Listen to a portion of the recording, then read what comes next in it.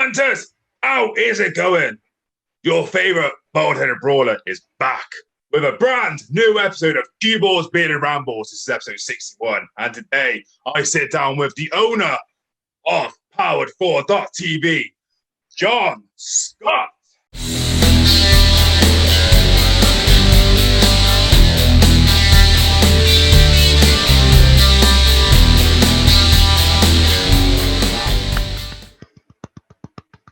How am I going to get past that? How am I going to get past that intro? You know what I mean? Like, damn, I can't come back with that, CueBall. I cannot come back with that. But thank you very much for having me on. It's an absolute pleasure to be on the show. I know we've just recently brought you guys onto the platform at Powered4 TV. So it's a great honor to be on your show.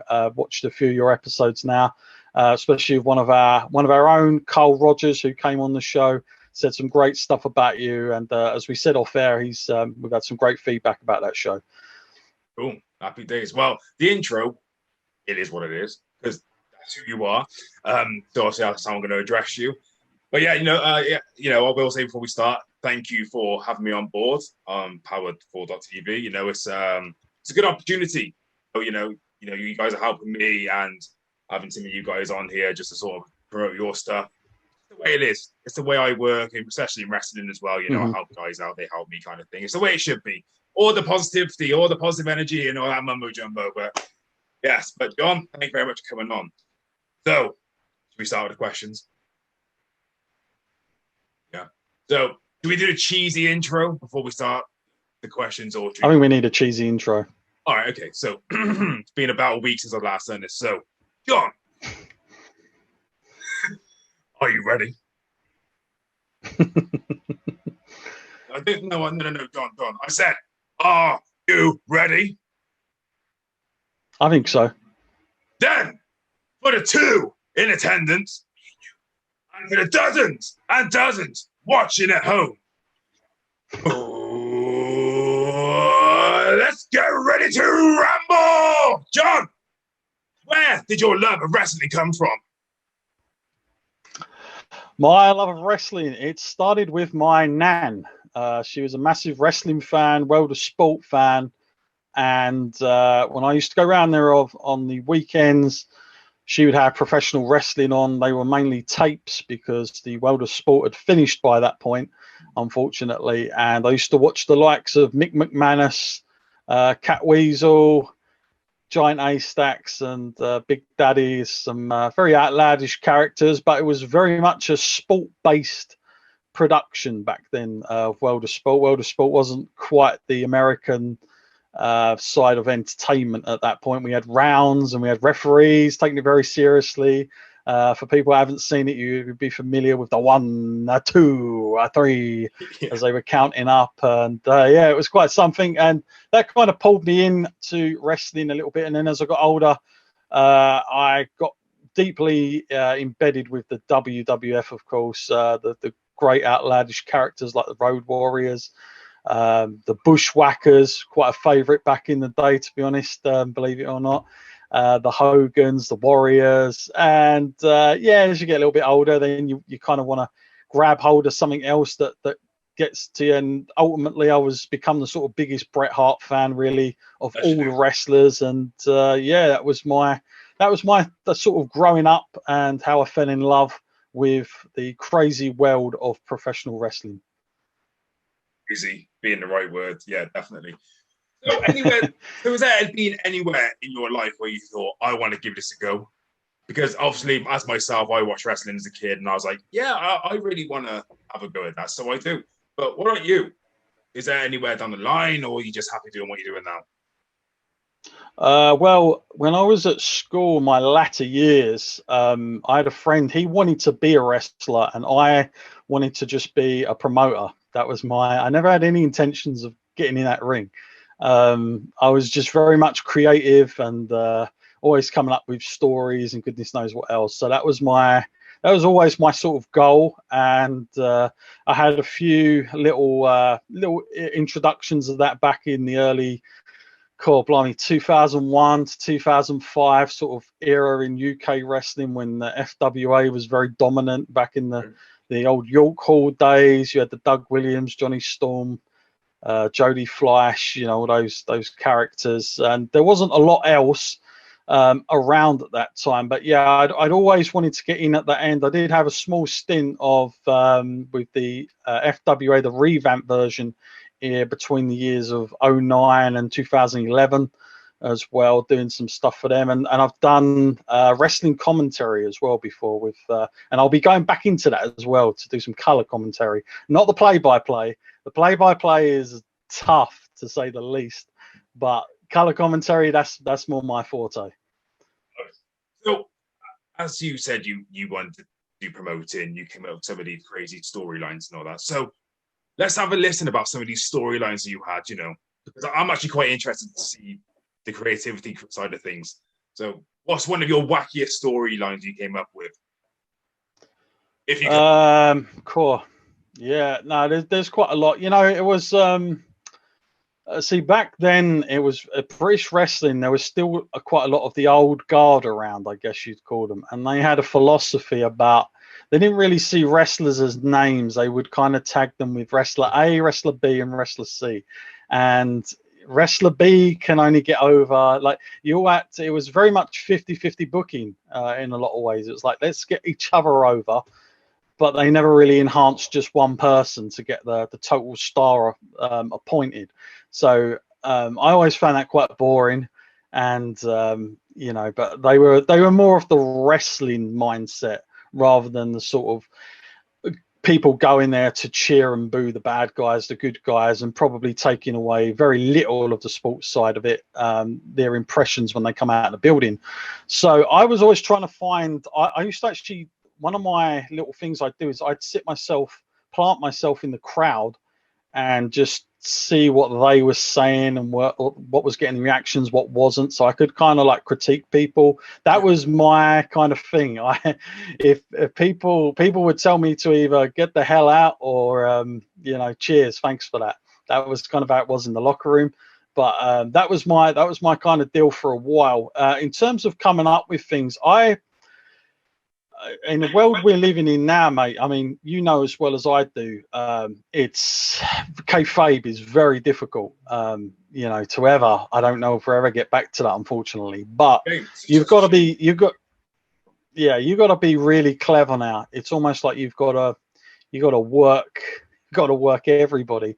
I tell you who I was a massive fan of, where I got a lot of my ideas from, was Andy Kaufman. And for anyone that's not familiar with him, he was in the show Taxi.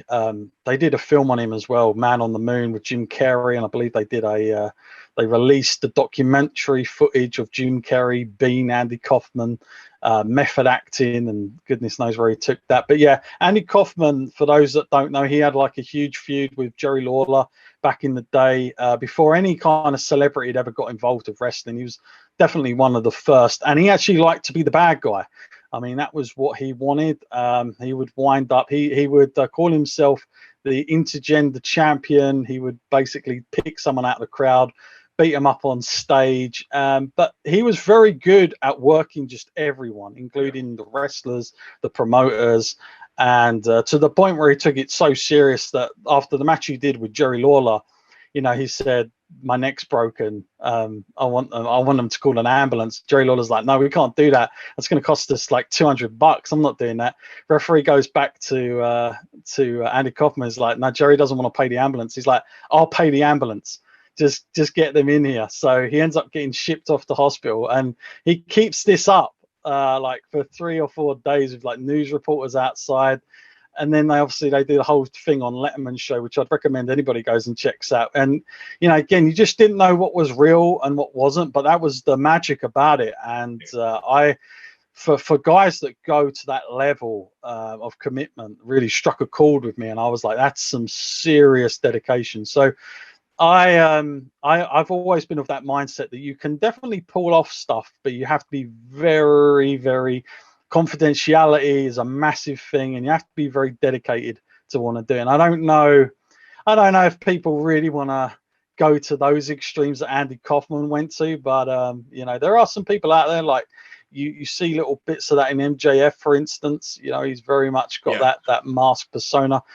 You could look at a guy like Volta, who doesn't do much media. Whenever I've been around him to do interviews, you know, less is more with him. I always call him the European version of Brock, because he just likes to be home most times. But he's got that kind of element that when he does speak, it's kind of real. And I appreciate that. Like he's there business. He goes home early. Once he's done, that's him. And there's something to be said about that. Like I miss that old mindset. But yeah, those were my things. But in terms of actual storylines, I can't really put my finger on anything that I did crazy or outlandish. But other than a couple of things where there were some ladders involved, and I'd always one thing I did do. This was in I think the late 2010, something like that. But you know how wrestling, there's always seems to be a camera when you need one backstage, and it just gets picked up. I hate that. So I had this woman that I picked off the street. I said, like, look, we'll pay you. I just want you to just basically say you film this on your camera. We're going to use that footage. You're just someone in the public, but you're going to put it out yourself. We're not going to do it. You're going to do it. And I was like, that will at some point get back to us. We're not going to put a huge thing of it. And it came out and people really believed it, because it wasn't done by the promotion. It was just done by a random person that just caught it. And, you know, she kept to her word. She was actually really good at it, and confidentiality and all the rest. It was fantastic. Those are the kind of things I like to do. And it's getting more difficult. Yeah, definitely. I think I would say maybe social media is to blame for the kayfabe, if you will. I think stuff gets out very, very easy. Yeah, obviously you got your leaks and all that. It does. I think kayfabe, I think not having kayfabe in wrestling kind of kills it.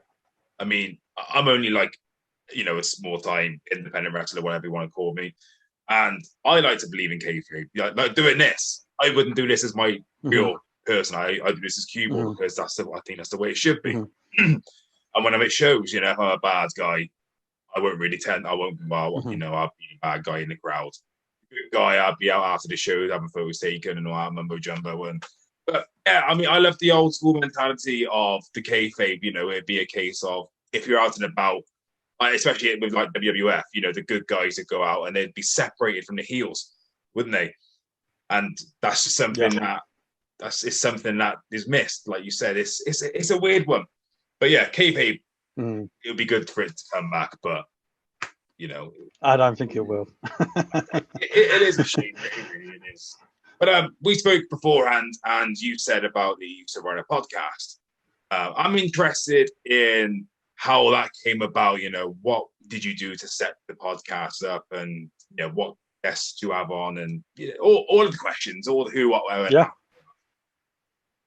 Yeah, the podcast, I grew out of love with it for a little while. And then in 2015, I decided to get back into doing some media stuff. So I used to run a podcast called WrestleLine, and with another host. And yeah, we just used to go on every week and just talk about wrestling, basically. But my first guest on that show, believe it or not, was Diana Hart. I'd literally been chatting to her for a while, and I think her book had just been released, and I was like, you can come on and we'll do some promoting. And we ended up talking for a good couple of hours, you know, just about all kinds of things. It wasn't just all wrestling related. One of my other guests that used to come on quite a lot, that used to have a lot to say about Kurt Angle, was the Daniel Puder.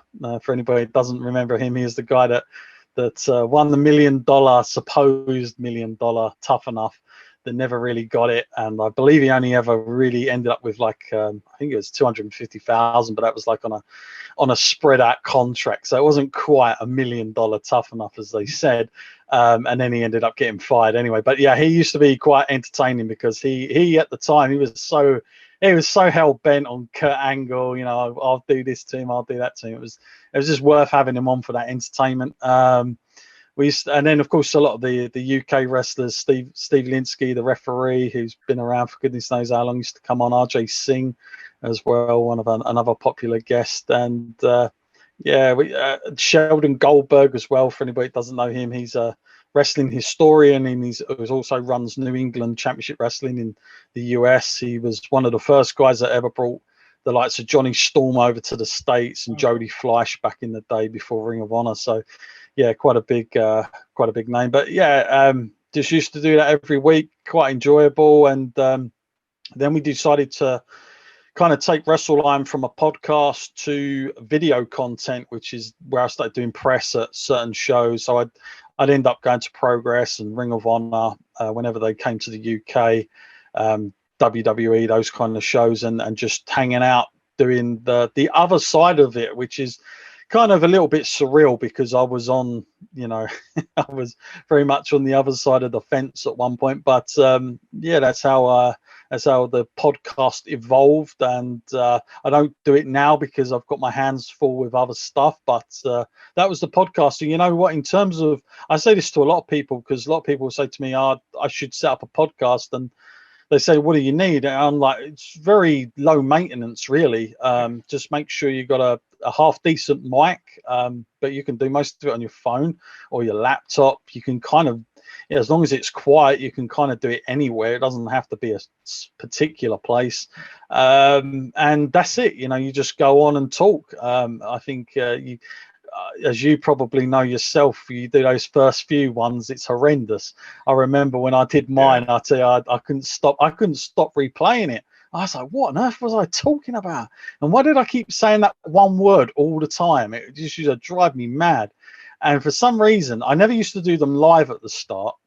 And I'd always I'd do about 50, 60 takes because I couldn't get through the first 2 minutes of my intro. I'd stumble on something. And then after a time, you just like, oh, I don't care anymore. Yeah. If I stumble, I'm just going to go on with it. Like, it's the furthest thing from my thoughts. But those early ones, yeah, you do critique yourself. But I say get past that, keep confident.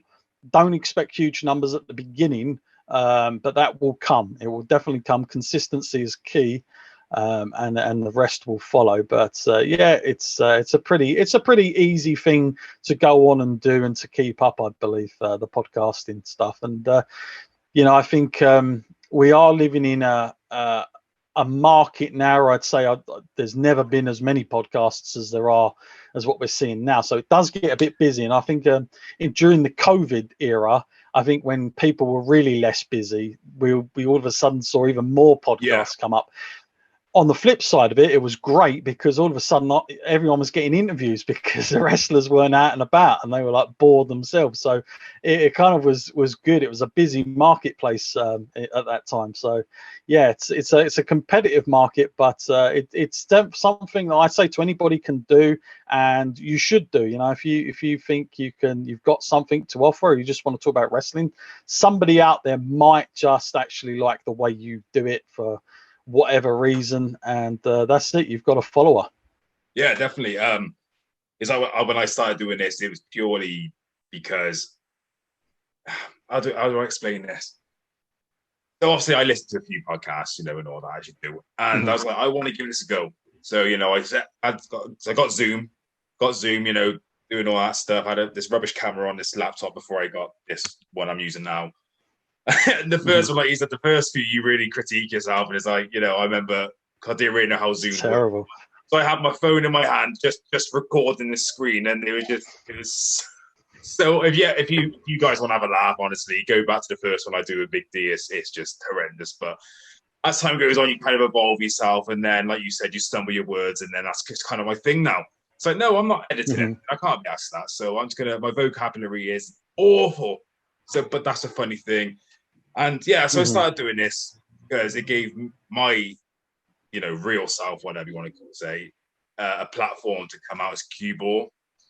And it gave opportunity for other guys who felt down and all because they couldn't wrestle to come on as a gimmick for an hour just to speak about themselves, but themselves try and keep themselves a little bit relevant kind of thing, so when we go back to shows, they still remembered, if you will. It's worked for me, I would say, about some, it sounded big-headed, but I've had fun doing it. I think the key thing as well is having fun. Yeah, that would say it's pain in the ass trying to get guests to come on. I must admit, especially like some of the bigger names I've had on, and you would know that as well, from your background. Yeah. But it's all a laugh. It's, you need to have fun and all that. By the way, I'm gonna say, I should have said this earlier, but your beard is awesome. I give you that. You get a thumbs up from me. Well, I was going to say I like your logo a lot as well, and that logo you have there is very similar. Without the beard, I wish I would have put the beard on it, to my old logo for WrestleLine. For anybody that remembers it, it's very similar to that. I had the skull and I had the podcast's mic kind of just underneath it. But yes, I'm very much into skulls in general. So skulls work with me. Let's just say if I'm out and about and something's got a skull on it, 9 times out of 10, it's purchased. So I'm a bit of a sucker for that, unfortunately. The reason why you wanted to come on here, wasn't it? Because I had the skull logo. Exactly. The skull thing itself, that is actually the CueBall logo. I just did the crossbone thing out and just put the podcast thing in. But anyway. Nice. My next question is your favorite guests and why? Well, you know what? I actually enjoyed having very recently as well. This was Georgia Smith, daughter of the British Bulldog, and it was really cool to just chat to her. One, because I spoke to her mum sort of 4 or 5 years previous, and so I'd always wanted to kind of reconnect. And obviously, Davey going in this year as well to the Hall of Fame was quite a big deal. I think to most British wrestling fans from that era, to see him finally go in, it seems like it had taken an eternity to go in. So it was cool. It was cool to speak to her and just how much it meant to her, and find out about a few of the other things that he was interested in. I mean, Davey himself, like his comedy and what he would watch in the UK, stuff like that. But yeah, she was fantastic.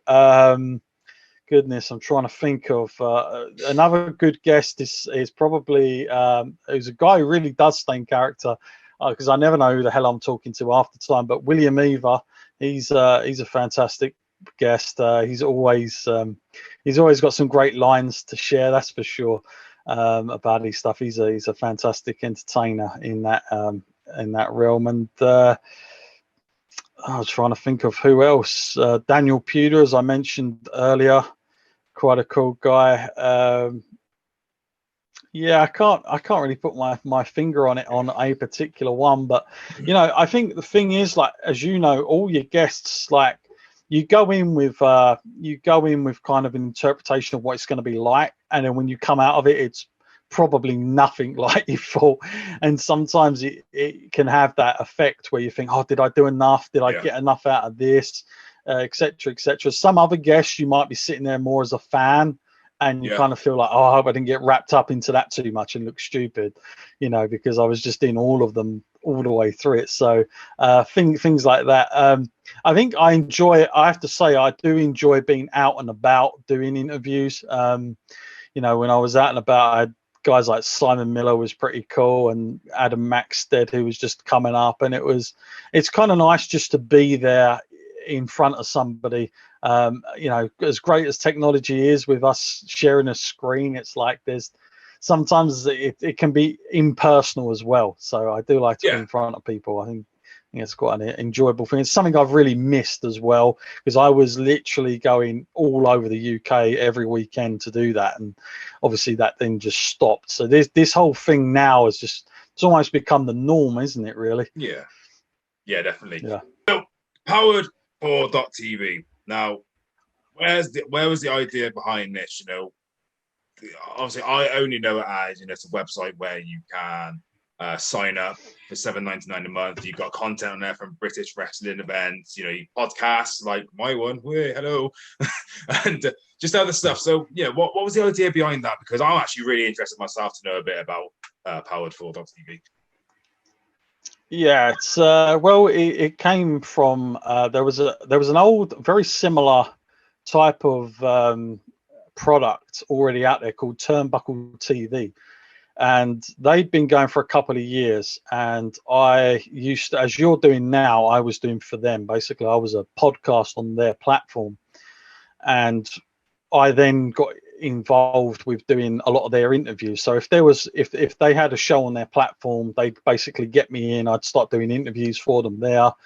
They might have exclusive matches to them, etc., etc. So we kind of built a bond over that time. And then last year, only last year, in the middle of a pandemic, did we decide to start a business together. And then we incorporated Turnbuckle TV and kind of came together. We have two incredible tech guys that have built the platform itself. They're really good. They kind of work in that industry. They don't really have too much to do with the wrestling side. So that's down to me and Richard, who's like another part of the wrestling part of Powered4 TV. In terms of what it is, I think, like, obviously there's a lot of, you'll see a lot of VODs out there that are kind of run by like a pivot share, I believe is one of the main ones. But they can, to me, whenever I used to sign up to them, I used to think they were a little bit generic and like not wrestling friendly, certainly not run by wrestling people. So I was always like a little bit kind of let down. And when I spoke to about the concept of Powered4 TV, the difference is we just wanted to have everything under one roof. So we didn't want like you have to pay this for that or separate stuff for separate shows. It was kind of, we took the philosophy more on the Netflix, Amazon Prime type of concept where you just pay and the whole lot is yours. So we've got like 30 promotions currently sitting on the product at the moment on the platform, and then we also have some free content as well. So they go on there. So you know, you don't necessarily have to sign up if you don't want to. I always encourage people to go over there, check out, because it's not like we hide anything. You can see everything that's available behind the paywall as well. Obviously we have TNT Wrestling, which is one of our exclusives. That's kind of one of our big promotions in the UK. We have Chicagoland Championship Wrestling, which is like it's a studio wrestling concept, which I really love just as a fan. But it's not got the gimmick of the NWA. It's not kind of a gimmicky, like we're pretending we're back in the 80s. It's kind of shot with a modern day feel. And then we have lots of sort of localized promotions, and we have a lot of archive footage as well, including guys like Andre the Giant, Sabu, Rob Van Dam, the Road Warriors, Mick Foley, just crazy footage that basically came to us from all over Europe that was just shot and just out there basically. So I love that kind of stuff. That's just my personal taste into that. And obviously then we have content creators like yourself that are on there as well. And we have a built-in media team. So we kind of like, we're able to promote a lot of the events. We can kind of collab with other events. So we can do like pre-shows and after shows for a lot of these events that come in.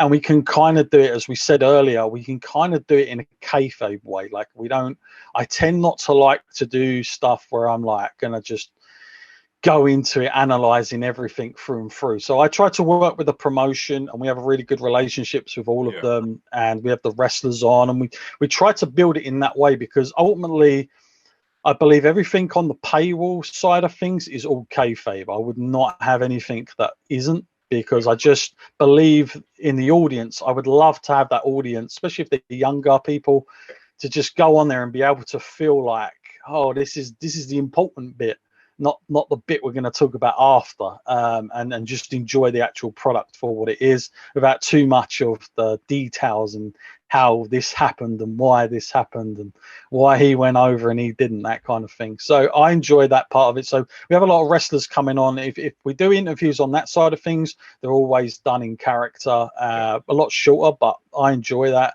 And I also believe it gives a lot of the UK stars the platform to do it, because it's one of those things in the UK, we don't always get it for wrestlers. Everyone says, like, a lot of the American promoters that we have on our platform, they always say, like, you know, your guys, they don't do a lot of talking. And I'm like, it's just something that we don't actually do. Like, it's not there for them. They don't have necessarily somebody backstage doing interviews, holding a mic to them. It's just, it's just not done that way sometimes. And sometimes it's not even done with an interviewer. It's just done with you and the camera. And there's a big difference. So yeah, little things like that is how all that got started. And again, it's a passion for wrestling, obviously. That's why we kind of got into it. We've just recently announced a few new partners to it as well. We've got Sports Key to Wrestling, which are a massive media company in all sports, but they also have a wrestling section as well that have come on board, and they're going to be basically a big part of the media side with us, so they can help us getting a little bit more doors. We do have a relationship with WWE as well. We're able to show some of their footage down the line, and also AEW as well. So one thing I always stress to everybody, and they always ask me this, is I will never be biased towards anybody that isn't on the platform. You'll hear me talk about Progress Wrestling all the time because I'm quite a big fan of Progress. And that's the thing. Like, I'm not biased. I'm not stupid enough to think that only wrestling fans only watch one promotion and nobody watches anything else. Like, everyone just watches all wrestling. So it's like, I'll talk about anybody on any of my shows. You don't have to be on the platform to, we don't pretend you don't exist, that kind of thing, if you're not there. So I'm very much about that, that inclusivity. I think I would say one of the upshots to being on the platform, if you're a smaller promotion, that we try to really stress to everybody is that, if you're a local promotion out there and you've only got, maybe 30 to 40 people come in at one show, and then you come on, you get a couple of those people that have gone to your show, sign up to Powered4 TV. Not only do they get your product, but they get every other product as well. And the great thing about it is let's just say, as an example, a TNT fan signs up for TNT. All of a sudden, they're exposed to a lot of these smaller promotions that maybe they've never heard of, but then all of a sudden they're going to watch because it's there. And it's just kind of that luxury to just have it all in one place. I know what it's like as a viewer. My viewing habit, I'm very lazy. As I've, as technology's got grown, I've become more lazy with my viewing habits. And it's like, if something isn't in one place, I'm likely not to watch it. So, it does give a great range for just people to have good exposure on the platform, especially if you're a growing promotion. There's quite a lot. We've got the likes of DNA Pro Wrestling as well, which is somewhere I do some producing at as well. When we come back, we've got Triumph Wrestling, Ignite Wrestling. We have a promotion from Belgium that's quite popular on there as well. We have some promotions from Florida, Chicago, and I'm just trying to think of, and Texas as well. So it covers quite a wide range. And yeah, like I say, with us, it's all under one roof. It's all there. There's going to be something that you're going to enjoy out of everything because they're all very different. But it's mainly based, obviously, in the UK, but we kind of expand outwards as well. Wow, that all sounds amazing. Some of that stuff I didn't even know about. No, that's fantastic, man. Yeah. Well done to you and your team. Some fantastic. No, thank you. Going on. I wish you all the best in the future, not just because I'm with you guys, but just for yourselves. It sounds amazing.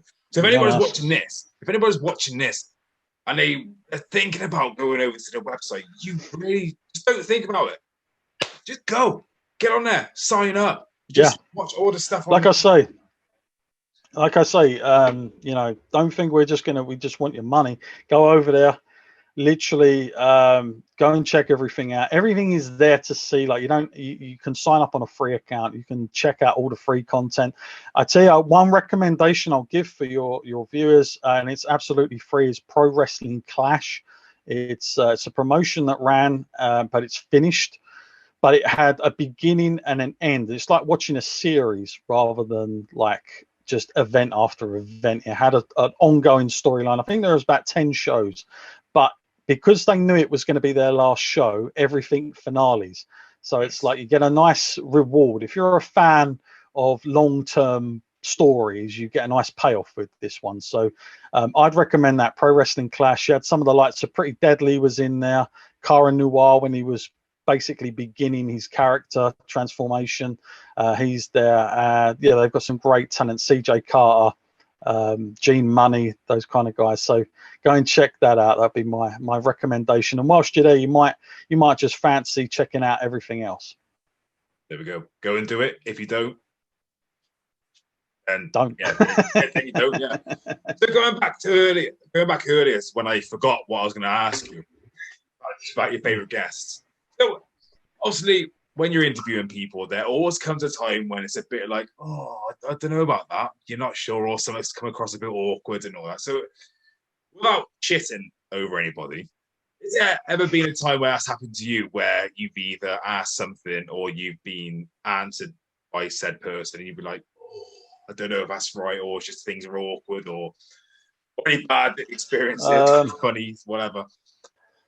I think the times I'm trying to think of is probably when I've done press media at events, and you're kind of chucked into a room with other media, and they're not always wrestling media. You might have someone from the Daily Star and the Sun, along with like wrestling media as well, but like they don't kind of tend to talk to one another, so you're kind of very much on your own.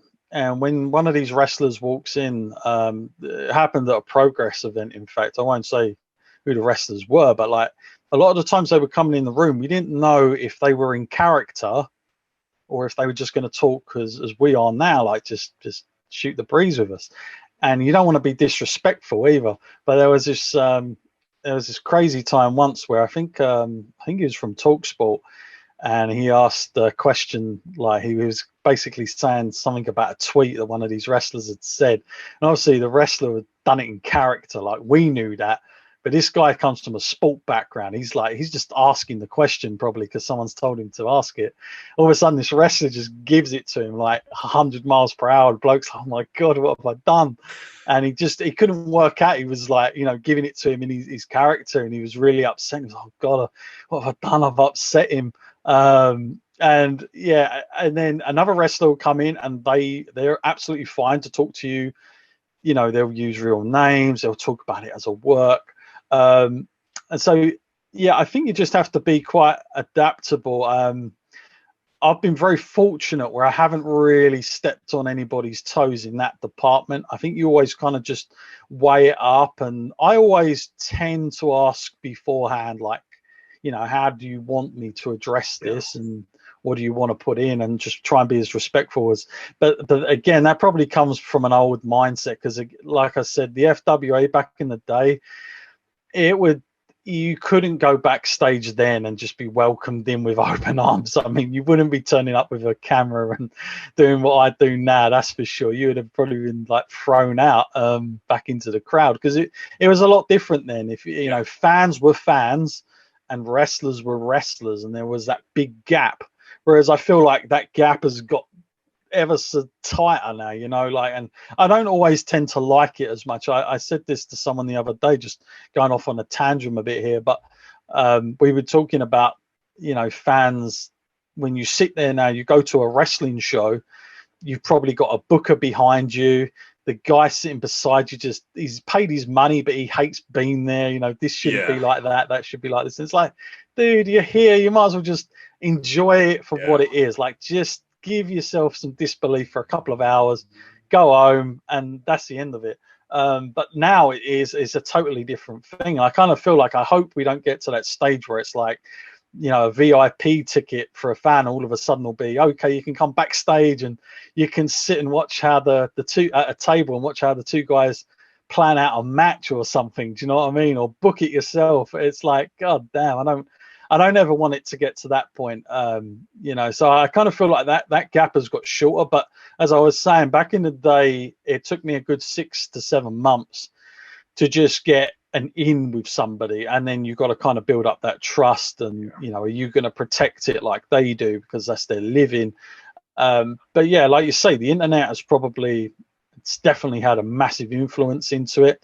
I would say as well that in those terms of that kind of thing with kayfabe, is that if you look at WWE internally now, they very much say what it is. Like, you've got reality shows like Total Divas, where if you watch that, you're like, hang on a minute, is this real then? Like, it's not Daniel Bryan, it's Bryan Danielson now, and they're talking about their storylines on TV. So it's like, this show I'm watching for 3 hours on Monday means very little, because now I'm watching another show that's telling me how they've worked it. So it's, and then there's layers upon layers. But it's like, oh God, like I wish it was more. The emphasis was all about Raw. What really winds me up the most on stuff like that is like when you see two wrestlers that have worked together and they've had like this crazy match, they've delivered in the ring, you've been suckered in, and then after the show they might like tweet one another like, oh, cheers for the match, bro, that was brilliant. Or I'm like, dude, just do it privately. Don't share it across media or those. Sometimes you know WWE is quite a big thing for proponent for it. They'll shoot like you'll see these two wrestlers that have been working an angle, and all of a sudden they're doing like an Instagram post or something, a photo with one another. You're like, oh, why have they done this? I'm okay with it, but it kind of frustrates me when I see a lot of younger fans these days. And it was only the other day I was talking. I think he was like 8 years old, and he was talking about it as like he was more interested about what the sheets were going to say about what the internet was going to say about what had happened than what had happened. You know, in the character sense. I was like, oh my goodness, this is. I just wouldn't imagine that I would have enjoyed wrestling growing up as much if I'd have had that kind of exposure. Yeah. But I'm going off on a tangent there. We're talking about awkward conversations. I've just gone off onto something, but yeah, kind of. I guess that's the hardest thing sometimes. Is just there are wrestlers on the circuit now that still have that kind of sense. Like I mentioned earlier, Volta. He's definitely one of those guys that protects it very well and treats it as a sport side of it, like it means something, that those belts mean something, which I can appreciate. I know a lot of other media might not be too keen on him because he's not very talkative, but like I said earlier, I think less is more sometimes. Yeah, 100% definitely. Yeah, I think, you know, going back to the old school wrestling, you know, I think it's all better. You know, you could actually keep up the storylines. It was believable, but maybe that was because we was kids and we believed anything. You know, maybe as adults it was more like, well, all right then, you know, whatever. But I don't know. It's just like watching. It's like for the UK anyway. It's like watching Coronation Street. You know, your nan or your mother be watching it and never believe that. It's like, well, this is just the same with wrestling. It's just you got half naked people, or I don't know, whatever. I'm not killing anything. Anyway, so I want to know. This is the important question. So I want to know what your thoughts are for the independent wrestling scene. It's funny you say that. You know, I had Alex McCarthy on the other day, and we were talking about I'd asked him that same question about the UK scene, and one of the questions I posed to him was, is there a glass ceiling when it comes to promotions in this country? Because we have obviously the presence of WWE, NXT UK now, and it's like, you know, can you only get to a certain point where you grow so far, but at the end of the day, your wrestlers, your performers, they want to go to an AEW, they want to go to a WWE, maybe New Japan. Is that always going to be the issue? I personally believe that I think you can grow, providing you create your own identity. And what I mean by that is a lot of people say the UK scene, we've never had as many promotions as what we've got now. And it's like the old, people will use the scene or use the saying, it's like the North American territory system in the 70s and 80s.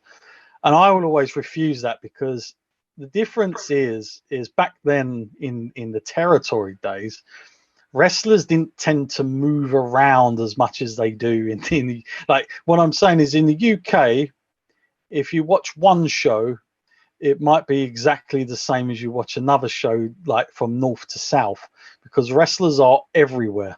And the only way you truly get identity is if you keep sort of a crop, you know, of embedded wrestlers to yourself. And that's the only way you can kind of create that. Now, there have been that in the past. We've seen, obviously, Progress Wrestling rise to that point, ICW as well. TNT that we've got now, they are doing something very similar, where their fan base, the way it's shot, has a certain look to it. I always say that his cards are probably one of the best cards you'll get in terms of what his match, putting together matches. Of course, you've got Rev Pro as well. That had a great working relationship with New Japan. So I think if you're a British wrestler, there's never been a better time to sort of learn the craft and go out there and get experience. But the downside to it as a consumer, as a customer, as a fan, is that I don't think you're going to go, well, I need to travel, 2 hours down more to go and watch this promotion, because I can probably get the same guys in a month's time, because they'll be here. And so that's the only downside to it, and that could be at any level. So I think if anything, wrestlers in the UK, I always say maybe they should put their stock price up a little bit more. I think it's hard for them to do that because they kind of feel like, well, I don't want to feel bad. I don't want to make someone charge for me. But it's like, you've got to kind of value yourself as well. And, and it's hard because a lot of the guys, they just want to be in the ring. And it's like, I just want to be out. I just want to be around the guys. And it's like, I'm trying to tell them that, less can be more, and sometimes picking your places, going to places maybe that's going to help you a little bit more in certain areas is maybe a better thing than just trying to go everywhere and be busy every weekend. Especially like guys on the road all the time. Obviously it's not been like that now, but you all know this yourself. It's like you get injuries, you get aches, you get pains, and it's like it's nice to have some off time as well. But I think in general, I think the UK scene is pretty healthy in the grand scheme of things. I think NXT UK, as much as people will say it's a bad thing, I don't really believe it is. I think it's a good thing. I think the access to get to that sort of company now is it's the easiest it's ever been. The availability of it is there. That they're on your doorstep. I mean, they're literally there. So I think it's just, I think you do get resentment because fans will be like, well, they've taken all our good wrestlers and now we don't get to see them in and around the independents. But at the same time, that happens in every business, in every cycle of especially entertainment business. Movies is just the same. You can't expect the A-list actors to go and just suddenly do a crazy independent film. Yeah, you get the exceptional people that I've seen, like Johnny Depp will do stuff like that. But like for the most part, people, they go up the ladder, and I think it's just part and parcel, to be quite honest with you.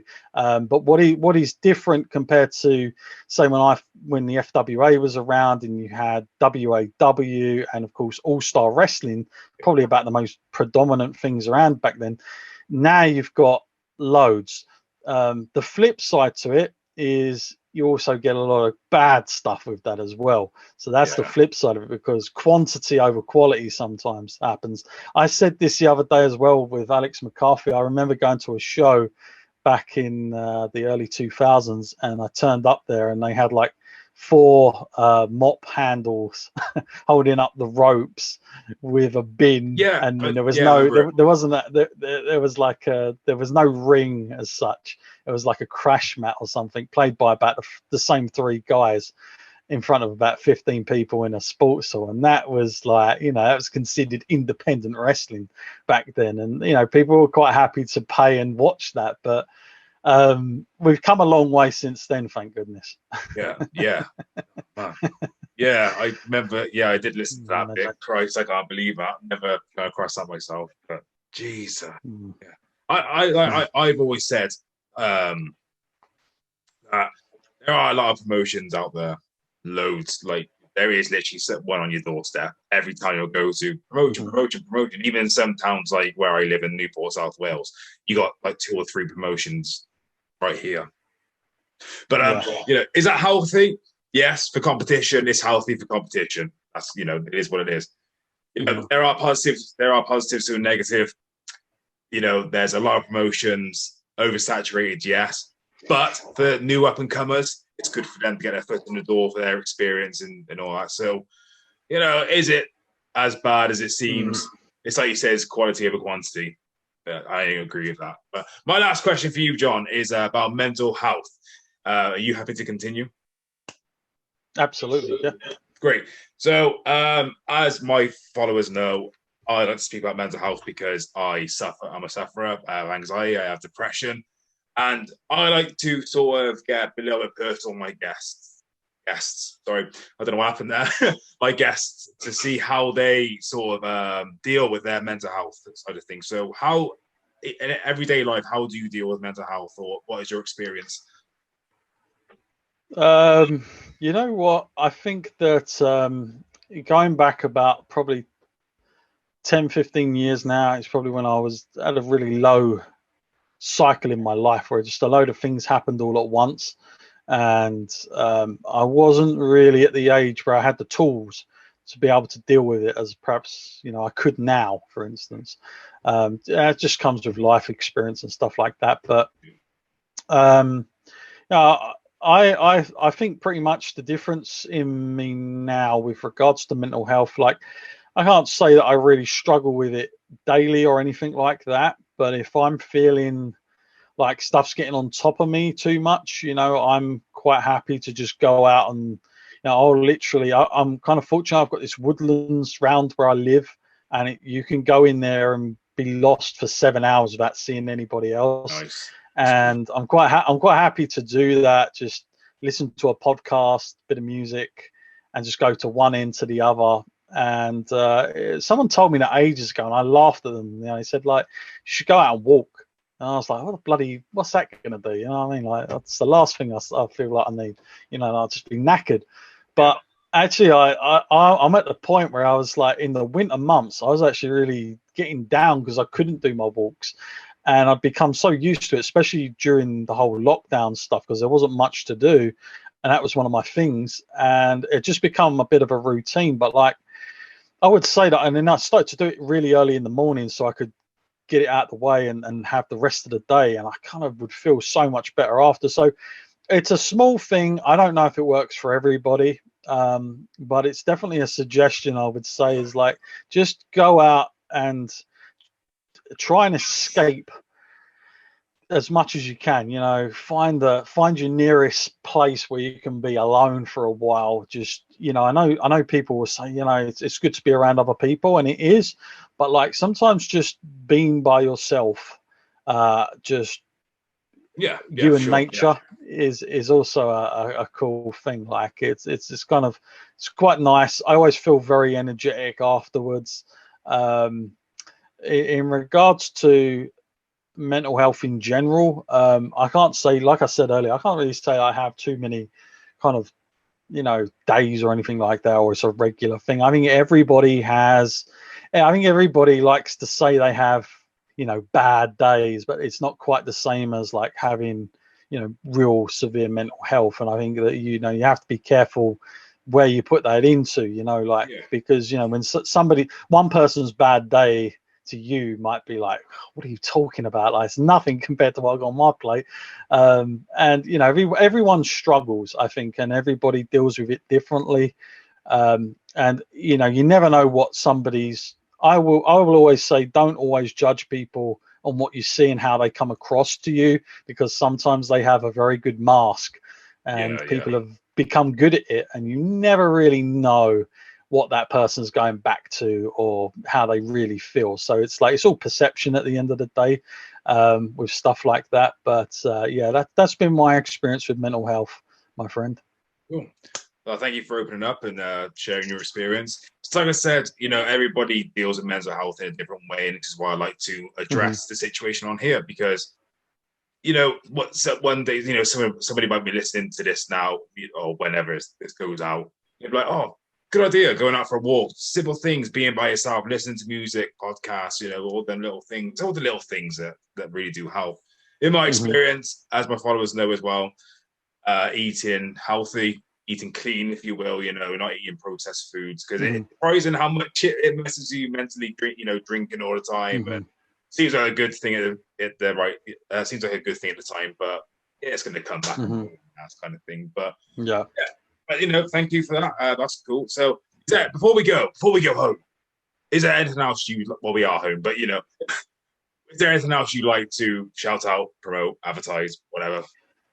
I'll give a shout out to Mr. Carl Rogers that was on your show before, because he's come a long way. I know we spoke about him off air, but he's somebody we took on at Powered4 TV, came to us because he'd said he'd been rejected by quite a lot of people, and I think growing up through school, he'd always been told sort of, you can't do this because, you know, you might not be any good at, you know, it was kind of one of those things like, and again, I used to work in that background with people with learning disabilities in the health and social care sector. And so I'd seen it a lot. And you know, he come to us. He wanted to do interviews. He wanted to do a show, and you know, he's grown like tremendously. And as I said to you off camera, you know, I could tell that on your show just how far he's come. He's come on leaps and bounds. So big shout out to Carl Rogers. Go and check out his channel as well. He really has bad days, like we all do for sure. But he's also, you know, he perseveres every day as well, and it's a lot harder for someone like Carl, but he's truly amazing. He gives me energy. I was very flattered what he said about us on your show, to be honest with you. Like, it meant a lot. And little things like that mean the world to me, because, you know, I only try and give people opportunity. It's kind of down to them if they're going to do it, and he's shown that. You know, it's all on him. So yeah, kudos to Carl. And yeah, check out Powered4 TV. Like I said, we've got over 30 promotions sitting there, over 400 hours of content. Just go and have a look. Like I say, you haven't got to sign up to see what's behind the paywall. It's all there. You can see all our list of channels, all the great stuff. And again, we've got the built-in media side of it. So yeah, go and check that out, and I'm sure you won't be disappointed. You definitely won't, because I'm not disappointed at all. But what you said about Kyle, you know, I just want to say quickly, Kyle, if you're watching this, get back doing podcasts, man. Come on, you can do this. You know, you got to fight all your demons. You got to get back out there. I want to see the confidence. We, myself and John, we want to see you on here. We want to see you interviewing all these wrestlers again and all that. So, Kyle, come back. Hashtag come back, Kyle. There we go. That's a good one. A cheesy, I know. Come back, Kyle. There you go. Come back. He'll love that. He'll love that. And thank you very much for having me on here, my friend. It's been an absolute blast. I'm sure we will have you on one of our shows very soon as well. So it'll be great to check in with you. And hopefully I was going to say, where are you based, my friend? Because hopefully I'll see you on the road at some point. Well, I am in Newport, South Wales. I wrestle in England as well, around like Bristol area, Gloucestershire area as well. So I'm around there quite often. That's just me. But yeah, you know, I'd love to come on to your show at one point. You know, it'd be awesome to be the person absolutely interviewed instead, kind of thing. And yeah, you know, thanks for coming on, and thank you for giving me the opportunity to be with you guys, be part of the team. It's been brilliant so far. Mate, you're welcome. You guys are awesome. So this has been the man behind Powered4 TV, John Scott. And I have been the most over wrestler in Wales, the most relevant wrestler in Wales.